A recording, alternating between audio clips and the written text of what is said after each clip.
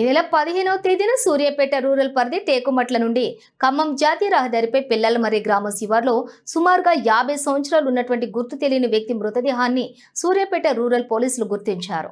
ఈ గుర్తు తెలియని మృతదేహం కేసులో క్లూస్ టీమ్ సిబ్బంది ఫింగర్ ప్రింట్ డేటాబేస్లో ఉన్నటువంటి నేరస్తుల వేలిముద్రల ఆధారంగా మృతుడిని గుర్తించడం జరిగింది. అయితే మృతుని తల్లి ఇచ్చిన ఫిర్యాదు మేరకు కేసు దర్యాప్తు చేసి ఫింగర్ ప్రింట్స్, సీసీటీవీ ఫుటేజీ సాంకేతిక ఆధారంలో ఈ కేసులో 9 మంది నిందితులను గుర్తించి హైదరాబాద్ జీడిమెట్లలో అరెస్ట్ చేయడం జరిగింది. హత్యకు వినియోగించిన 2 కార్లు, తాళ్లు, acid can, cloth, 10 cell phones seize చేయడం జరిగింది.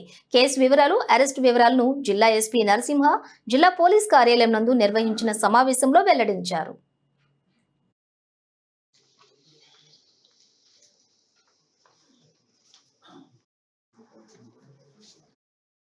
సూర్యాపేట రూరల్ పోలీస్ స్టేషన్ పరిధిలో పిల్లలమర్రి స్టేజ్ దగ్గర, పిల్లలమర్రి మన ఖమ్మం బైపాస్ లో పిల్లలమర్రికి పోయే దగ్గర హైవే రోడ్ సైడ్ ఒక అనుమానాస్పద స్థితిలో ఉన్నటువంటి డెడ్ బాడీ ఒక సంచిలో గట్టి అక్కడ పక్కనే ఉన్న చిన్న కాలువలో పడవేసినారు అనేటువంటి ఇన్ఫర్మేషన్ రావడంతో ఇమీడియట్లీ సూర్యాపేట రూరల్ ఎస్ఐ గారు, సిఐ గారు, డిఎస్పి గారు and clues team, dog squad and నేను కూడా అక్కడికి విజిట్ చేయడం జరిగింది.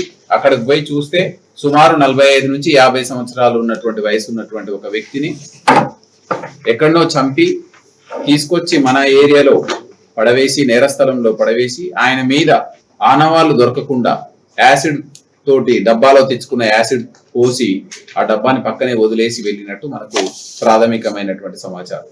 ఆ తర్వాత మన టీమ్స్ ఇన్వెస్టిగేషన్ స్టార్ట్ చేసినారు. CI Suryapet rural, clues team వచ్చింది, ఫింగర్ ప్రింట్స్ యూనిట్ వచ్చింది, టెక్నికల్ డేటా కనెక్ట్ చేసుకున్న తర్వాత మనకు వచ్చినటువంటి టెక్నికల్ డేటాను పట్టుకుని చూస్తే ఇతను మనకు మృతుడు ఎవరైతే ఉన్నారో సత్యనారాయణ ఆలియాస్ సత్యబాబు అని, ఇతను కరక్కాయపేట, అమలాపురం, కోనసీమ, ఆంధ్ర కోనసీమ జిల్లాకు చెందినటువంటి వ్యక్తిగా మనకు గుర్తించడం. ఇమ్మీడియట్లీ ఆయన పాస్ట్ హిస్టరీ తీసుకుంటే ఇతను గతంలో 2023 జూలై నెలలో బోయిన్పల్లి, హైదరాబాద్ సిటీలో ఉన్నటువంటి బోయిన్పల్లి పోలీస్ స్టేషన్ పరిధిలో తన ఇంట్లో సొంత భార్యని, అదే విధంగా వాళ్ళ మర్దల్ని, భార్య వాళ్ళ తమ్ముని భార్యను కూడా కత్తితోటి అటాక్ చేయడం జరిగింది.